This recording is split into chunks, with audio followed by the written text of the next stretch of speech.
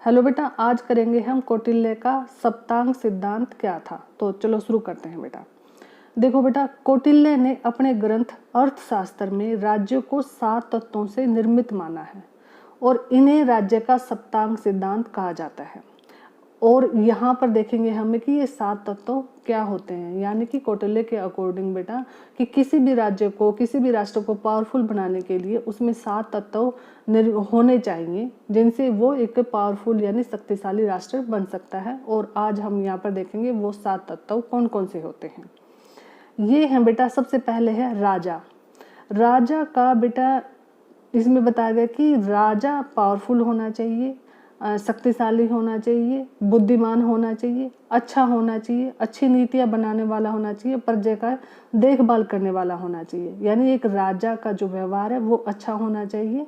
तो तभी कोई जो राष्ट्र होता है, राज्य होता है, पावरफुल बन सकता है। जब राजा प्रजा की भलाई के लिए काम करेगा तभी उस राष्ट्र का विकास होता है, उस राज्य का विकास होता है। यानी राजा भी एक तत्व होता है इसमें, जो कि बहुत महत्वपूर्ण होना चाहिए, होता है बेटा इसमें। दूसरा है अमात्य।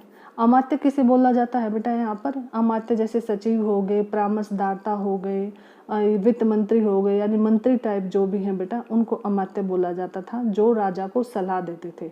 तो इनका भी बहुत मोस्ट इम्पोर्टेंट रोल होता है किसी भी राज्य का निर्माण करने के लिए, क्योंकि यही तो सलाह देते हैं राजा को, यही अपना परामर्श देते हैं। अगर ये बुद्धिमान होंगे, अच्छे होंगे, तो राजा जो है इनकी सलाह लेके एक जो राज्य होता है उसके लोगों की भलाई के लिए काम करेंगे और एक अच्छे राष्ट्र का निर्माण होगा, राज्य का निर्माण होगा।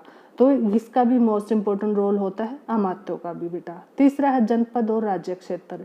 राज्य क्षेत्र कितना विशाल है, कितना बड़ा है, तो तभी एक जो राष्ट्र होता है वो पावरफुल बनता है, क्योंकि इनकम के जो स्रोत होते हैं बेटा वो ज़्यादा बढ़ जाते हैं। तो इसका भी इम्पोर्टेंट रोल है बेटा इसमें। फोर्थ है दुर्ग और किले। जाहिर सी बात है बेटा, इतने बड़े क्षेत्र को, एक पावरफुल राष्ट्र को निर्माण करने के लिए उसकी सुरक्षा भी बहुत जरूरी होती है। तो उसकी सुरक्षा के लिए दुर्ग और किलों का भी होना बहुत जरूरी होता है। पांचवा है कोष या धन। ये बहुत इम्पोर्टेंट है बेटा। किसी भी राष्ट्र को पावरफुल बनाने के लिए, राज्य को पावरफुल बनाने के लिए धन की आवश्यकता होती है, क्योंकि नीतियों का जो विकास करना है, किसी भी राज्य का विकास करना है, नीतियां बनानी है, तो उसके लिए धन की जरूरत पड़ती है।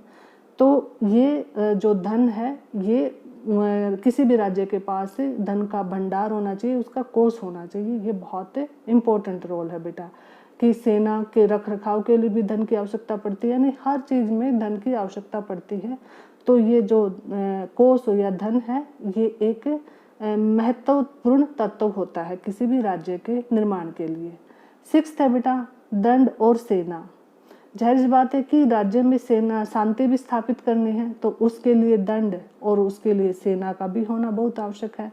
सेना पावरफुल होनी चाहिए, शक्तिशाली होनी चाहिए, विशाल होनी चाहिए। तो ये भी एक महत्वपूर्ण तत्व होता है किसी भी राज्य के निर्माण के लिए। सातवां है बेटा मित्र। यानी कि मित्र का यहाँ पर मतलब है जो अपने पड़ोसी राज्य होते हैं, पड़ोसी देश होते हैं, उनके साथ अच्छा व्यवहार करना चाहिए हमें।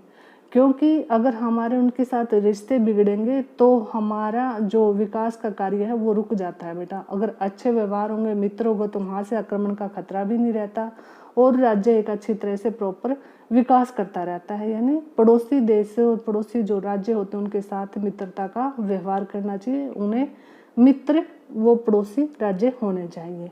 तो ये थे बेटा 7 तत्व जो कि किसी भी राष्ट्र को, राज्य को पावरफुल बनाते हैं। तो चाणक्य ने, ये कौटिल्य ने अपने अर्थशास्त्र में इन जो 7 तत्व हों, इनका विस्तृत विवरण दिया गया है बेटा अर्थशास्त्र में, जिसमें कि एक सशक्त राष्ट्र राज्य का निर्माण किया जा सकता है। तो आई होप बेटा आपको समझ में आ गया होगा। थैंक यू बेटा।